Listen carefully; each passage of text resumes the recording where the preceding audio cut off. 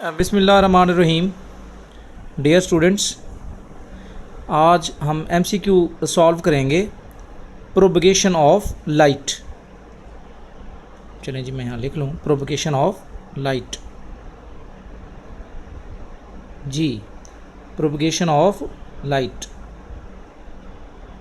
यहाँ से भी क्वेश्चन जो है ना वो आ सकता है जी। तो थोड़ा बहुत पोलराइजेशन से रिलेटेड अगर कोई कंसेप्ट आपने लेना तो वो भी ले लें। Polarisation experimentally prove that light are transverse in nature. FSC में ये बात आप बार बार कर चुके हैं। ठीक हो गया। नेक्स्ट इसी से रिलेटेड टॉपिक आएगा तो ये कंसेप्ट भी साथ आ जाएगा उसके जी। नेक्स्ट उसके बाद हम कर लेते हैं 47। अब इसमें ये दोनों कंसेप्ट इकट्ठे आ जाएंगे।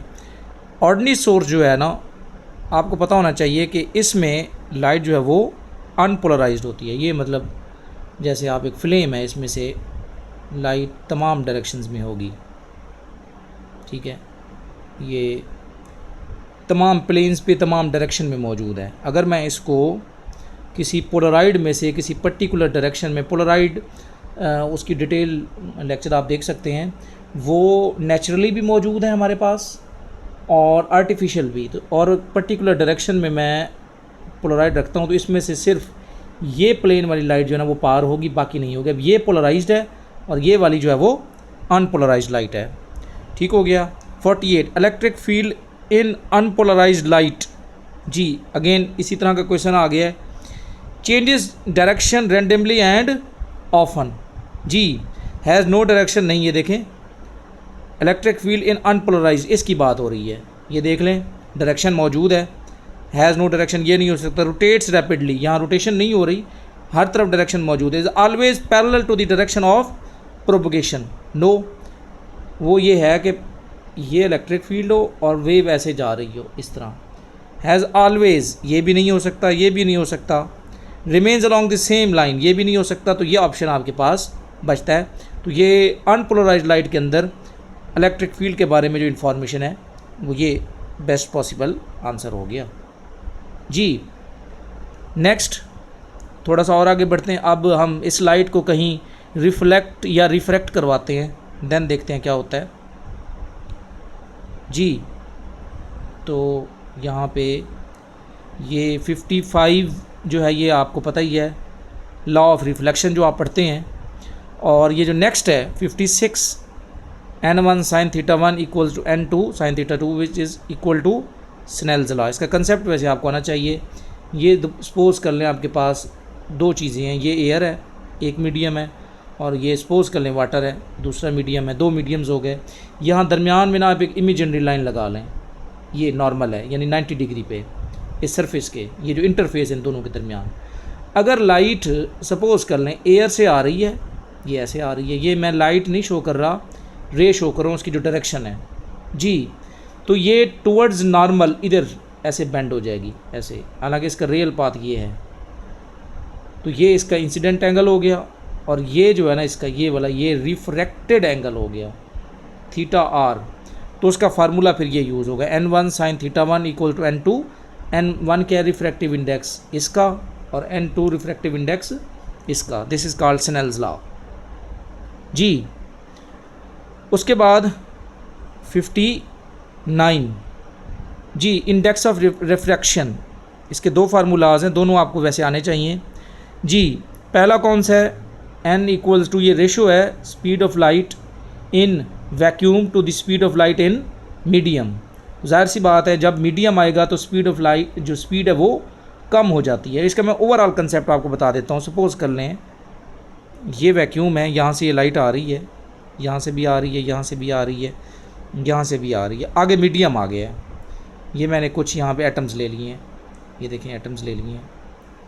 और जब ये अपनी एनर्जी इसको ट्रांसफ़र करेंगे तो ये ऐसे वाइब्रेट करेंगे, ये ऐसे वाइब्रेट करेगा, ये ऐसे वाइब्रेट करेगा, और इसी तरीके से इसकी वाइब्रेशन से यही इलेक्ट्रोमैग्नेटिक वेव यहाँ बाहर आ जाएगी, और ये ऊपर वाली उसी तरह जा रही है। तो फिर क्या इसमें और इसमें कोई फ़र्क है? No, they are same. लेकिन ये जो ऊपर वाली है ये स्ट्रेट गई है, जो यहाँ से गई है उसके साथ मसला ये हुआ है कि यहाँ टाइम का डिले हुआ है। टाइम का डिले हुआ है। जब टाइम का डिले होगा यानी यहाँ टाइम जो है ना वो ज़्यादा यूज़ हुआ है तो v कम हो जाएगा। ये जो नीचे वाली है इसका v कम हो जाएगा ऊपर वाले के मुकाबले में। तो इसका मतलब क्या हुआ कि फ्रीक्वेंसी दोनों की सेम रहेगी, नेचर सेम रहेगी। फ्रीक्वेंसी का ताल्लुक होता है सोर्स के साथ और v का ताल्लुक होता है मीडियम के साथ। इस बात को नोट करें, किसके साथ? मीडियम के साथ। और वो हम फिर किस फॉर्म में देखते हैं? हम देखते हैं रिफ्रैक्टिव इंडेक्स की फॉर्म में, n = c/v, या फिर लैम्डा के हिसाब से भी इसका फार्मूला देख सकते हैं, n = λ0 यानी in vacuum divided by lambda in medium. इस दोनों फार्मूला से आप इसको मेजर कर सकते हैं। ये पूरा कंसेप्ट भी लिख लें और ये दोनों फार्मूलाज भी आप लिख लें जी। और यूनिट भी इसका नहीं होगा, 60 में लिखा हुआ है, इसका यूनिट नहीं होगा क्योंकि ये रेशो है दो चीज़ों की जी। अब हम आ जाते हैं यहाँ पे, सपोज़ कर लें ये नेक्स्ट डायग्राम वाले आ गए हैं। यहाँ पे भी कोई कंसेप्ट हुआ तो मैं दे दूँगा साथ जी। 67 जी, 67 when light pass from air to glass it bends. ये कैसे याद रखेंगे? इसमें मैं दोनों कंसेप्ट इकट्ठे दे देता हूँ, 67 और आगे भी हो सकता है ये कहीं कंसेप्ट यूज़ हो रहा हो, दोनों आप इकट्ठे लिख लें। सपोज़ कर लें कि आपके पास एक लाइट मीडियम है जैसे एयर है और इधर हैवी मीडियम है, वो ग्लास भी हो सकता है, वाटर भी हो सकता है। अगर लाइट और इसका रिफ्रैक्टिव इंडेक्स n1 होगा, इसका रिफ्रैक्टिव इंडेक्स n2 होगा। और ये जो है ना, ये मैंने इमेजिनरी लाइन लगाई है, ये वाली। अब लाइट अगर यहाँ से आती है ऐसे लाइट मीडियम से और वो हैवी मीडियम में आती है, ये हैवी मीडियम है, तो ये लाइट टुवर्ड्स नॉर्मल बेंड हो जाएगी ऐसे, और इसका जो ओरिजिनल पाथ है वो ये है, टुवर्ड्स नॉर्मल बेंड हो जाएगी। अब इसका अपोजिट ले लेते हैं हम, लाइट वाटर या ग्लास में से एयर में जा रही है, एयर में जा रही है, ये है लाइट। तो ये अब अवे टू द नॉर्मल, थोड़ा सा सीधा जाने की बजाय अंदर नहीं जाएगी, इधर जाने के बजाय ये इधर जाएगी ऐसे। और अगर आप इसको यहाँ पे ले आते हैं तो ये फिर और इधर चली जाएगी। तो इसका मतलब क्या हुआ? जब लाइट मीडियम से हैवी मीडियम की तरफ आती है तो इट बेंड्स टुवर्ड्स, लफ्ज़ क्या यूज़ रखेंगे? टुवर्ड्स जी। तो इसके हिसाब से towards normal and slows down, दोनों पॉइंट्स इकट्ठे यूज़ करने हैं। स्लोज डाउन क्यों है? क्योंकि रिफ्रैक्टिव इंडेक्स n2 का ज़्यादा है, इसलिए ये टर्म भी यानी v कम हो जाएगा। Slow down, slow down, v क्या हो जाएगा? कम हो जाएगा। ये दोनों पॉइंट्स आपने इकट्ठे याद रखने हैं। उम्मीद है कि ये कंसेप्ट समझ आ गया होगा। नेक्स्ट पे चलते हैं जी। 67 हमने कर लिया, उसके बाद है 69, इसको भी देख लेते हैं। A light goes from one medium to another it bent away, वो तो हमें पता ही है, लाइट इसी को हम रिफ्रैक्शन कहते हैं। देन अब यहाँ पे कौन सा? Speed of light has increased, क्या होगा? Dispersion must occur. Second medium has higher index of refraction than first. Light goes from one medium to it bent away. अब अवे का मतलब क्या है? अभी मैं बता रहा था, अवे में क्या होता है? कंसेप्ट ले लें आप, ये अभी जो पहले आपने लिया था। अवे का मतलब है लाइट जब हैवी मीडियम से, हैवी यानी वाटर हो या ग्लास हो, कोई भी चीज़ हो, हैवी मीडियम से एयर या लाइट मीडियम में जाती है, इट बेंड्स अवे, ये बात याद रखिएगा। और स्पीड ऑफ लाइट भी यहाँ क्या हो जाएगी? यानी दो चीज़ें होंगी, बेंट अवे एक ये होगा, उसी का अपोजिट है जो पहले क्वेश्चन हमने किया है, और वी भी क्या होगा? इंक्रीज़ कर जाएगा इस केस में। तो इसलिए speed of light has increased, एक ये पॉइंट आ जाएगा। दूसरा bent away. The second medium has higher refractive index, नहीं, इसका रिफ्रैक्टिव इंडेक्स n1 का ज़्यादा है और एयर या इसका n2 का कम है, इसलिए ये पॉइंट भी नहीं हो सकता। नो चेंज इन स्पीड, नहीं, ऐसा नहीं है, स्पीड चेंज होगी क्योंकि रिफ्रैक्टिव इंडेक्स डिफरेंट हो गया। तो ओनली ऑप्शन कौन सी बनती है? ए, और इसका टोटल कंसेप्ट भी मैंने यहाँ पे बता दिया है जी। नेक्स्ट पे चलते हैं 73। अब ये भी आ सकता है और ये कॉमन क्वेश्चन है इसी तरह का। इसको देखें कि विदाउट कैलकुलेटर हम कैसे सॉल्व करेंगे। Index of refraction of glass 1.5, critical angle for the total internal reflection for glass to air interfaces. पहले ये कंसेप्ट क्या है? कंसेप्ट ये है कि जब आप हैवी मीडियम यहाँ पे ग्लास है और इधर जो है ना वो एयर है, यानी आप इसको n1 कहेंगे, इसको n2 2 कहेंगे, ये N2 है। अब जब लाइट हैवी मीडियम से जाती है तो ये बेंड हो जाती है अवे, ये तो हम पहले भी कर चुके हैं। लेकिन अगर ये थोड़ा सा और ऊपर जाए, यहाँ से जाए, सपोज कर ले यहाँ से जाए, ठीक है, मैं यहाँ पे कलर चेंज कर लेता हूँ। ये देखें, अगर ये यहाँ से जाती है तो ये ऑलमोस्ट यहाँ पे आ जाएगी, और थोड़ा और ऊपर जाए तो ये वापस उसी में आ जाएगी। ये जो लाइन मैंने लगाई ना, ये वाली, ये इससे ऊपर जो है वो रिफ्रैक्शन हो रही है, इससे नीचे रिफ्लेक्शन हो रही है। तो ये जो एंगल है ना, ये वाला इंसिडेंट एंगल, ये थीटा क्रिटिकल कहलाता है, और रिफ्रैक्टेड एंगल कितना होगा, वो 90 डिग्री होगा।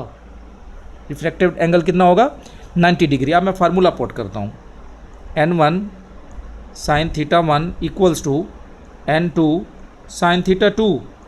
जी, ये जनरल फार्मूला आ गया। अब N1 जो गिलास है वो उसने कितना दिया हुआ है, 1.5 साइन थीटा 1, ये तो मैंने मेजर करना है। N2 फॉर एयर, ये 1 होता है। साइन थीटा 2 ये कितना है, 90 डिग्री, तो ये भी 1, साइन 90 डिग्री भी 1। जी, तो यहाँ से बताएं फिर हमारे पास साइन थीटा कितना आ जाएगा, साइन थीटा 1 इक्वल्स टू 1/1.5, 1/1.5। अब आप ऐसे करें कि इसको ना प्रॉपर वे से हल करने के लिए पॉइंट ख़त्म करके इसको 10 कर दें, और एक काम ये करें आप, ठीक है, और इसको 10 की ताकत -1 करके इसको 100 कर दें, यानी 100 को 1.5 भी डिवाइड करें। 100 डिवाइडेड बाई 15, क्योंकि ये पॉइंट ख़त्म किया ना हमने। 100 डिवाइडेड बाई 15, और ये साथ आ जाएगा 10⁻⁻1, ताकि न्यूमेरिकली आप सॉल्व कर सकें। तो इसका आंसर आ जाएगा 6.7, और ये -1 अगर ख़त्म करते हैं तो आंसर आ जाएगा 0.67। तो साइन का उसने एंगल नहीं दिया, उसने पूछा है साइन थीटा 1 कितना आएगा, तो वो कितना आएगा, 0.67। जी, चेक करें तो ये देखें B 0.67। क्लियर हो गया तमाम पॉइंट्स। टोटल इंटरनल रिफ्लेक्शन वाला कंसेप्ट आना चाहिए। ये जनरल फार्मूला था। टोटल इंटरनल रिफ्लेक्शन में यहाँ पे 90 डिग्री पुट करेंगे आप, इस जगह पे 90 डिग्री आपने पुट करना है। और N2 जो है ये एयर का, ये 1 होता है। साइन थीटा 1 निकाल लें, 1/1.5। दोबारा देखें, साइन थीटा 1 कितना आ रहा है, 1/1.5। अब इसको देखें ना, विदाउट कैलकुलेटर सॉल्व करना है, तो मैंने क्या किया, पॉइंट ख़त्म करके इसको कर दिया 10/15, और -1 साथ लगा के इसको कर दिया 100। 100/15। अब ये आपके लिए आसान है, ये आ रहा है 6 समथिंग, 10 की ताकत -1। इसको सॉल्व करें तो आ जाएगा 0.67। ये इसका आंसर है, ये देखें 0.67। तो ये विदिन 1 मिनट आप सॉल्व कर सकते हैं। जी, उसके बाद इसी तरीके से 76, इसमें क्या है कंसेप्ट देख लेते हैं। जी, ये एन वाटर है, ये एन ग्लास है। टोटल इंटरनल रिफ्लेक्शन हुआ interface, then glass and water. अब यहाँ पे देखेंगे कौन सी चीज़ कैसे हुई है। एन वाटर किसका, यानी 2 चीज़ें हैं, ये किसका ज़्यादा है और किसका कम है, यानी इधर वाटर है और इधर ग्लास है। देख लें कि रिफ्रैक्टिव इंडेक्स वाटर का 1.5 है, ज़्यादा है, और इसका 1.33 है। तो ये हैवियर हो गया, ये लाइटर हो गया। अब ये लाइट अगर ऐसे आती है तो ऐसे बेंड होगी, और अगर और ज़्यादा ऊपर लेके जाते हैं तो ये टोटल इंटरनल रिफ्लेक्शन होगा। तो इसका मतलब क्या हुआ, तो फिर लाइट कहाँ से कहाँ जानी चाहिए, वाटर से रिफ्लेक्ट होगी, किससे, ग्लास के इंटरफेस से, और फिर वापस आ जाएगी। तो इसलिए when light goes from water to glass, क्यों, क्योंकि वाटर का रिफ्रैक्टिव इंडेक्स ज़्यादा है। यही कंसेप्ट उसने पूछा है। यहाँ पे वाटर ग्लास दोनों हैवी मीडियम दे दिए, लेकिन कंपैरिजन में ये ज़्यादा हैवी है, ये कम हैवी है। इसलिए अगर टोटल इंटरनल रिफ्लेक्शन करवाना है तो आपको हैवी मीडियम से किस में जाना होगा, लाइट मीडियम में। ठीक है, तो इसलिए इसका आंसर डी बनेगा। ठीक हो गया, उम्मीद है कि ये सारे पॉइंट्स आपको क्लियर हो गए होंगे। तो this is all about propagation of light. Okay, अल्लाह हाफिज़।